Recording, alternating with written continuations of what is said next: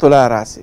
ఈ రాశి వారు తాము ఆచరించే కార్యక్రమాలలో ఇతరులకు మేలు చేసే విధంగానూ ఉపకరించే విధంగానూ ఖర్చులు ఎక్కువ చేస్తుంటారు. దానివల్ల మేలే జరుగుతుంది. కానీ మాట్లాడే తీరును మాత్రం నియంత్రించుకోవాల్సిన అవసరం ఉంది. తక్కువగా మాట్లాడడం, ఎక్కువ సమయం భగవత్ స్మరణతో నామంతో కాలాన్ని గడపడం ఎక్కువ మంచిది. అదేవిధంగా సేవక జన సహకారము, అలాగే వ్యాపారస్తుల యొక్క సహకారము, వీటి వల్ల మీరు ఎక్కువ మేలు పొందగలుగుతారు.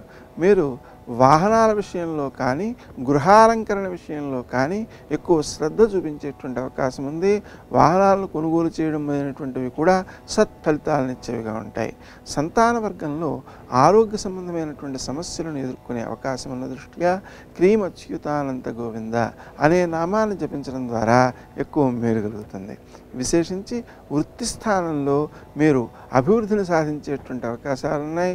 పై అధికారుల యొక్క ఆదరాన్ని పొందగలుగుతారు. తద్వారా అది భవిష్యత్తులో వృత్తిలో అభివృద్ధికి దోవ చూపేటువంటి అవకాశం ఉంది.